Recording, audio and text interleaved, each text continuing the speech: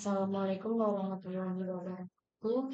Perkenalkan, nama saya Nanda Siska Sutio Putri, NIM 2253357.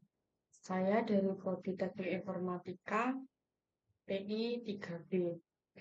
Jadi saya akan melanjutkan materi yang kemarin, materi 7, selanjutnya yaitu materi 8. Materi 8 ini menjelaskan tentang lapisan jaringan. Tujuan dari topik ini yaitu yang pertama menjelaskan bagaimana lapisan jaringan menggunakan protokol IP untuk komunikasi yang andal. Kedua, menjelaskan peran kolom header utama dalam paket IPv4. Dan yang ketiga, menjelaskan peran kolom header utama dalam paket IPv6. Selanjutnya menjelaskan bagaimana perangkat jaringan menggunakan tabel coroutine untuk mengarahkan paket ke jaringan tujuan. Dan terakhir menjelaskan fungsi flip dalam tabel routing router. Selanjutnya yaitu karakteristik lapisan jaringan. Lapisan jaringan atau OSI layer 3 menyediakan layanan yang memungkinkan perangkat akhir bertukar data melalui jaringan, seperti yang ditunjukkan pada gambar. IP versi 4 dan IP versi 6 adalah protokol komunikasi lapisan jaringan utama. Protokol lapisan jaringan lainnya termasuk protokol perutin seperti Open Source Pathways dan protokol perpesanan seperti Internet Control WISEC atau ICMP. Seperti ini gambar protokol lapisan jaringan. Nomor 7 ini aplikasi bagian presentasi.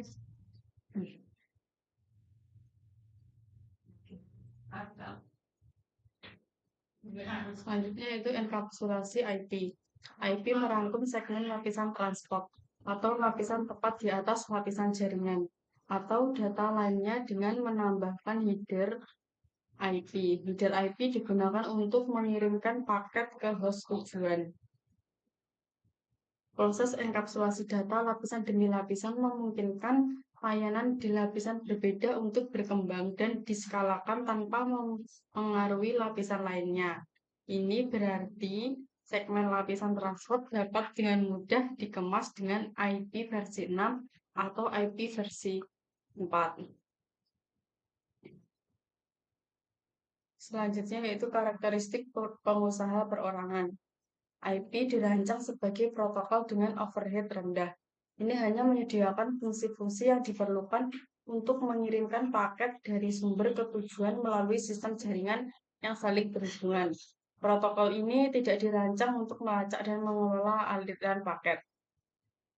Karakteristik dasar IP yang pertama ada connectionless atau tidak ada koneksi dengan tujuan yang dibuat sebelum pengiriman paket data. Yang kedua, upaya terbaik atau IP pada dasarnya tidak dapat diandalkan karena pengiriman paket tidak dijamin. Ketiga, media independen atau pengoperasian tidak bergantung pada media, misalnya tembaga, serat optik, atau nirkabel yang membawa data. Tanpa koneksi. IP bersifat connectionless, artinya tidak ada koneksi end-to-end khusus yang dibuat oleh IP sebelum data dikirim. Komunikasi connectionless secara konseptual mirip dengan mengirimkan surat kepada seseorang tanpa memberi tahu penerimaannya terlebih dahulu. Gambar tersebut merangkum poin penting ini. Contohnya seperti gambar di bawah ini. Ini tanpa koneksi yang analogi. Komunikasi data tanpa koneksi bekerja dengan prinsip yang sama. Ini dengan jaringan, ini tanpa koneksi jaringan. Media independen tidak dapat diandalkan berarti IP tidak memiliki kemampuan untuk mengelola dan memulihkan paket yang tidak terkirim atau rusak. Hal ini karena meskipun paket IP dikirim dengan informasi tentang lokasi pengiriman, paket tersebut tidak berisi informasi yang dapat diproses untuk memberitahu pengirim apakah pengiriman berhasil. Paket mungkin sampai di tujuan dalam keadaan rusak, tidak berurutan, atau tidak sama sekali. IP tidak memberikan kemampuan untuk transmisi ulang paket jika terjadi kesalahan. Jika paket yang rusak terkirim atau paket hilang, maka aplikasi yang menggunakan data atau layanan lapisan atas harus menyelesaikan masalah ini. Hal ini memungkinkan IP berfungsi dengan sangat efisien. Seperti yang ditunjukkan pada gambar, paket IP dapat dikomunikasikan sebagai sinyal elektronik melalui kabel tembaga, sebagai sinyal optik melalui serat, atau secara nirkabel sebagai sinyal radio.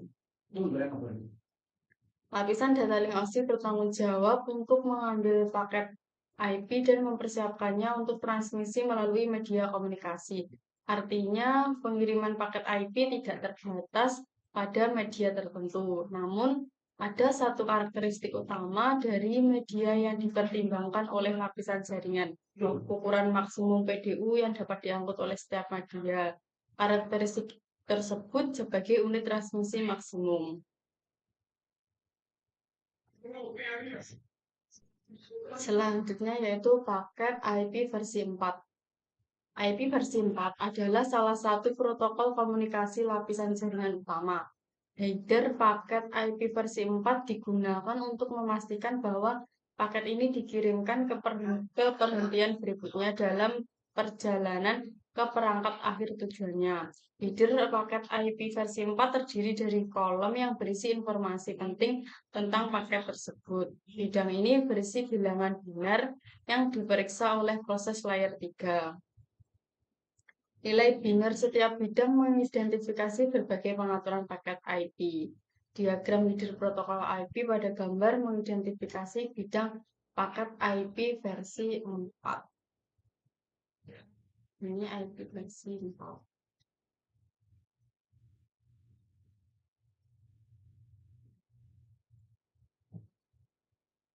Selanjutnya yaitu paket IP versi 6.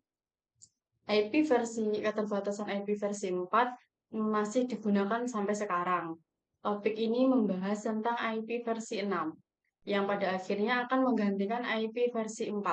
Untuk lebih memahami mengapa perlu mengetahui protokol IP versi 6, ada baiknya mengetahui keterbatasan IP versi 4 dan kelebihannya dari IP versi 6. Selama bertahun-tahun, protokol dan proses tambahan telah dikembangkan untuk mengatasi tantangan baru. Namun, meski ada perubahan, IP versi 4 masih memiliki 3 masalah utama. Yang pertama ada penipisan alamat IP versi 4. IP versi 4 memiliki jumlah alamat pabrik unik yang tersedia terbatas.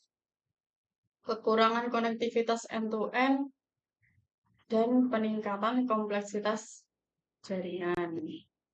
Selanjutnya yaitu IP versi 6.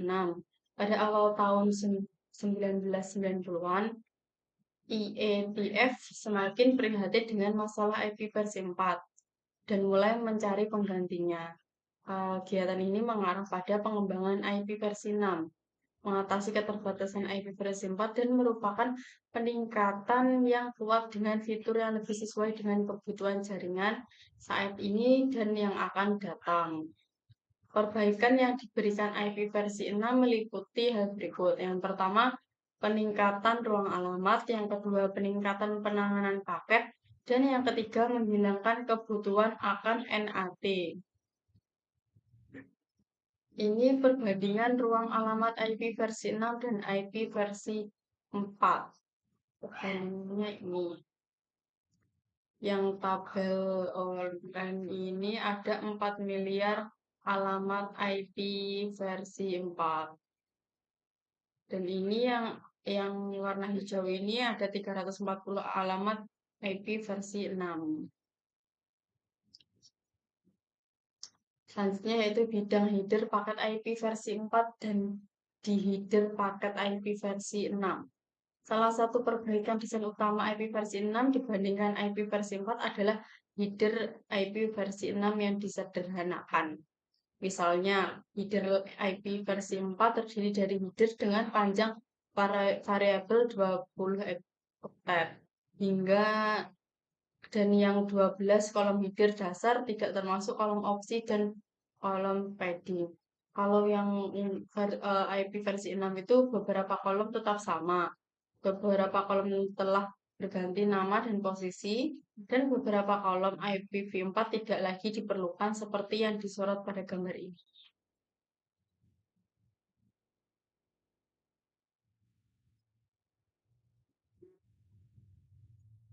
Ini perbedaannya, ini IP versi 4 gambarnya, dan yang ini IP versi 6.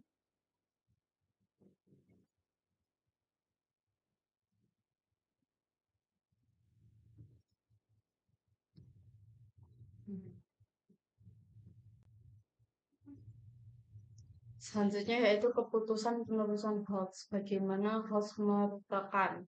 Dengan IP versi 4 dan IP versi 6, paket selalu dibuat di host sumber. Host sumber harus dapat mengarahkan paket ke host tujuan. Untuk melakukan hal ini, perangkat akhir host membuat tabel perutenya sendiri. Topik ini membahas bagaimana perangkat akhir menggunakan tabel perutian. Peran lain dari lapisan jaringan adalah mengarahkan paket antar host. Sebuah host dapat mengirim paket ke berikut ini. Gateway default adalah perangkat jaringan, yaitu router atau switch layer GA yang dapat merutekan lalu lintas ke jaringan lain. Jika kita analogikan jaringan itu seperti sebuah ruangan, maka gateway default seperti sebuah pintu. Jika ingin masuk ke ruangan atau jaringan lain, perlu menemukan pintu keluar masuknya. Pada suatu jaringan, gateway default biasanya berupa router dengan fitur berikut. Yang pertama, ia memiliki alamat IP lokal dalam rentang alamat yang sama dengan host lain di jaringan lokal. Yang kedua, ia dapat menerima data ke dalam jaringan lokal dan meneruskan data keluar dari jaringan lokal. Yang terakhir, ini merutakan lalu lintas ke jaringan lain.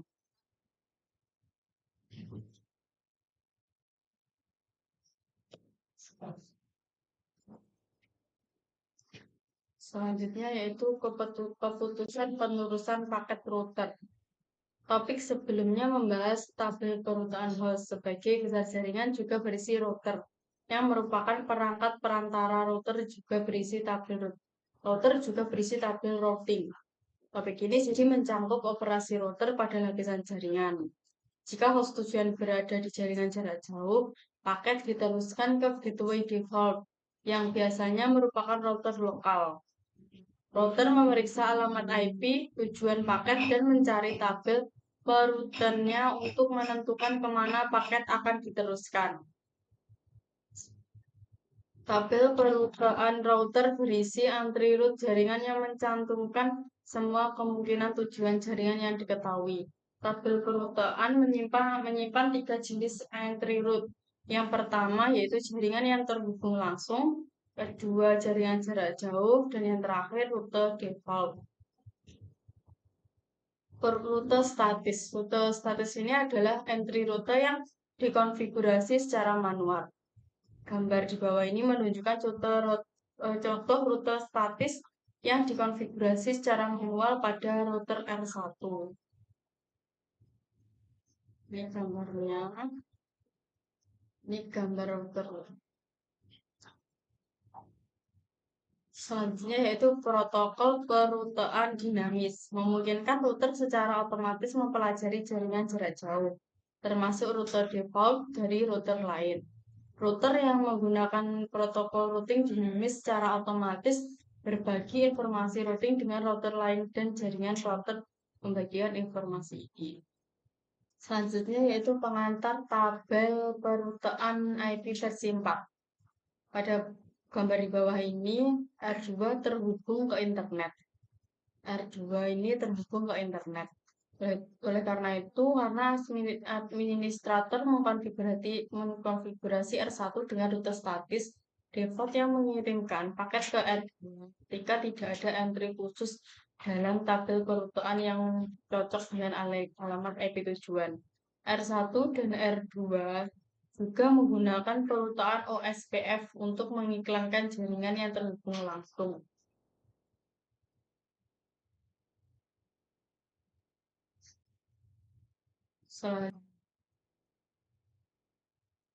Materi selanjutnya yaitu resolusi alamat.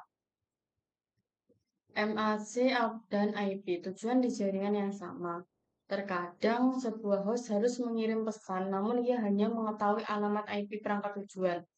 Tuan rumah perlu mengetahui alamat MIC perangkat itu, tetapi bagaimana cara menemukannya? Sinilah penyelesaian masalah menjadi penting. Ada dua alamat utama yang ditetapkan ke perangkat di LAN Ethernet. Yang pertama yaitu alamat fisik atau alamat MIC. Yang kedua alamat logis atau alamat IP. Kenapa kok menggunakan dua alamat ini? Karena digunakan untuk komunikasi NIC ke NIC pada jaringan internet yang sama itu menggunakan MIC, alamat MIC. Kalau alamat IP itu digunakan untuk mengirim paket dari perangkat sumber ke perangkat tujuan. Alamat IP tujuan mungkin berada di jaringan IP yang sama dengan sumbernya, atau mungkin berada di jaringan jarak jauh. Di bawah ini contoh menggunakan representasi alamat MIC yang disederhanakan. Dalam contoh ini, PC1 yang ini ingin mengirim paket ke PC2. Gambar tersebut menampilkan alamat MAC tujuan dan sumber layer 2 serta pengalaman IP versi 4 layer 3 yang akan disertakan dalam paket yang dikirim. Tujuan di jaringan jarak jauh. Ketika alamat IP tujuan itu IP tujuannya di IP versi 4 atau IP versi 6 berada di jaringan jarak jauh. Alamat MAC tujuan akan menjadi alamat gateway default host atau yaitu antarmuka router. Dalam contoh ini, PC1 ingin mengirim paket ke PC2. PC2 terletak di jaringan jarak jauh. PC1 di sini, PC2-nya di sini. Jaraknya sangat jauh. Karena alamat IP versi 4 tujuan tidak berada pada jaringan lokal yang sama dengan PC1, alamat MAC tujuan adalah gateway default lokal pada router. Dalam paket tracer ini, aktivitas menyelesaikan dengan berikut.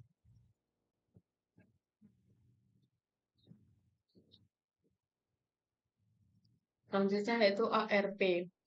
Jika jaringan Anda menggunakan protokol komunikasi IP versi 4, protokol resolusi alamat atau ARP adalah yang Anda perlukan untuk memetakan alamat IP versi 4 ke alamat MAC.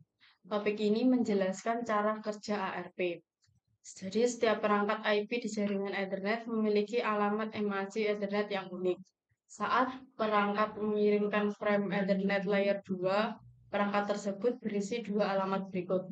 Yang pertama alamat MAC tujuan dan yang kedua alamat MAC sumber.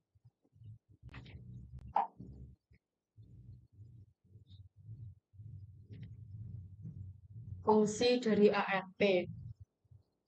Ketika sebuah paket dikirim ke lapisan data link untuk dienkapsulasi ke dalam frame Ethernet, perangkat merujuk ke tabel di memorinya untuk menemukan alamat MAC yang dipetakan ke alamat IP versi 4. Perangkat pengirim akan mencari tabel ARP untuk alamat IP versi 4 tujuan dan alamat MAC yang sesuai. Jika alamat IP versi 4 tujuan paket berada di jaringan yang sama dengan alamat IP versi 4 sumber, perangkat akan mencari tabel ARP untuk alamat IP versi 4 tujuan. Dalam kedua kasus tersebut, pencariannya adalah alamat IP versi 4 dan alamat MAC yang sesuai untuk perangkat tersebut.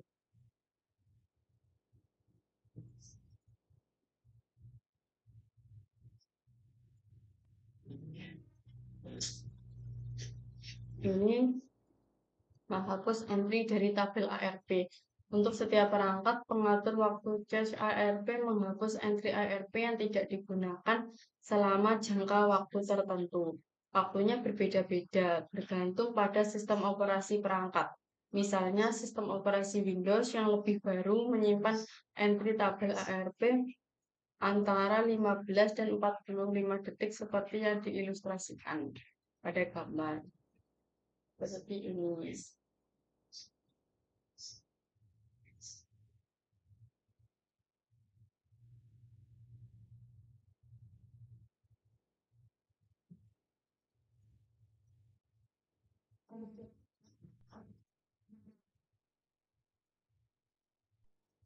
Dan selanjutnya yaitu konfigurasi materi yang selanjutnya yang ke-10 terakhir yaitu konfigurasikan pengaturan router awal.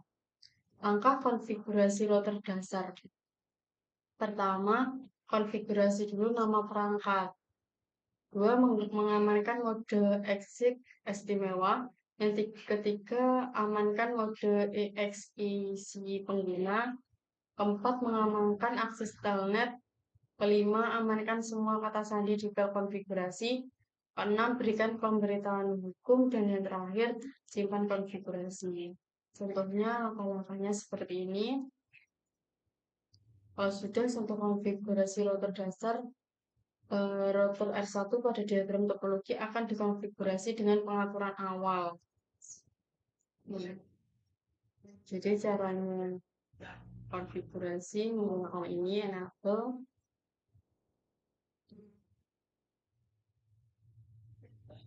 Selanjutnya yaitu pemeriksa sintaks atau konfigurasikan pengaturan router awal. Gunakan pemeriksaan sintaksis ini untuk berlatih mengonfigurasi pengaturan awal pada router. Yang pertama, konfigurasikan nama perangkat. Kedua, amankan mode EXAC yang diistimewakan. Ketiga, amankan dan aktifkan akses SSH dan telnet jarak jauh. Yang keempat, amankan semua data kata sandi teks biasa. Yang terakhir, berikan pemberitahuan.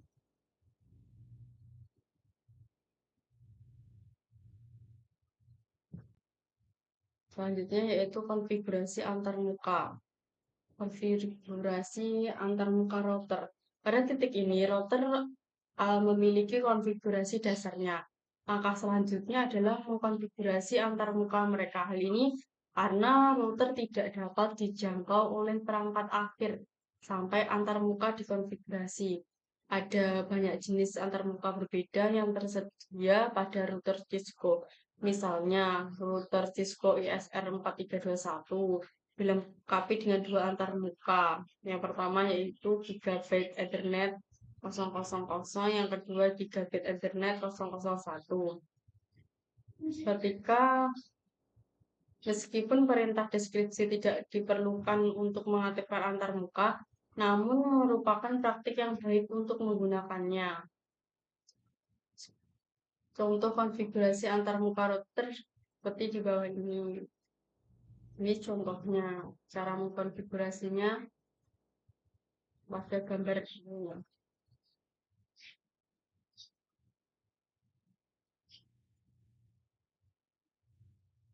Perintah verifikasi konfigurasi. Tabel ini merangkum perintah show yang lebih populer yang digunakan untuk memverifikasi konfigurasi antarmuka. Ini tampilkan antarmuka IP SIM card.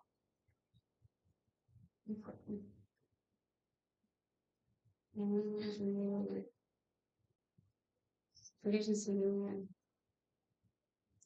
Jadi itu pemeriksa sintaks konfigurasi antarmuka.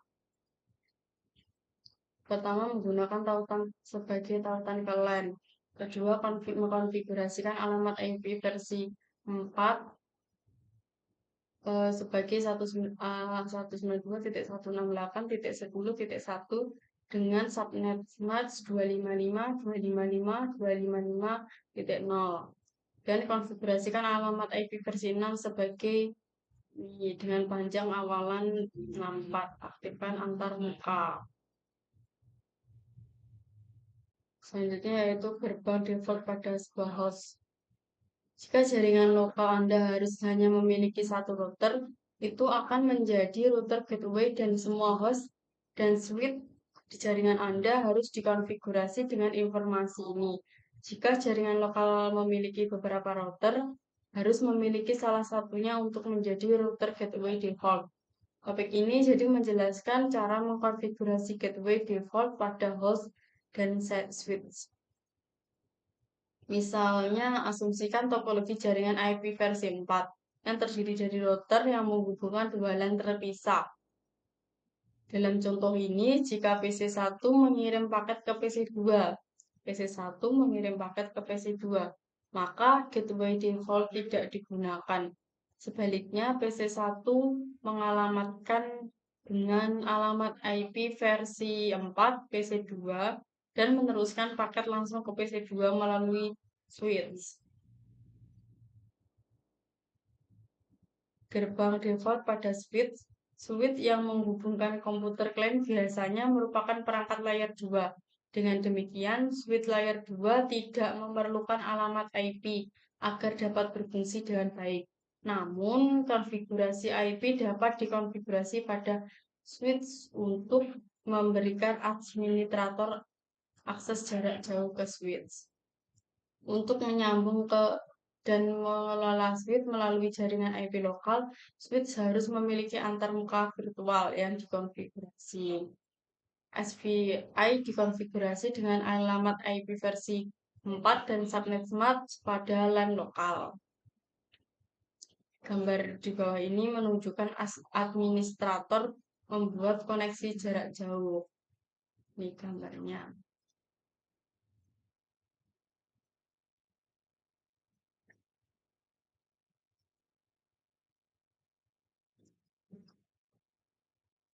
Sekian dari saya. Jika ada kurangnya mohon maaf. Assalamualaikum warahmatullahi wabarakatuh.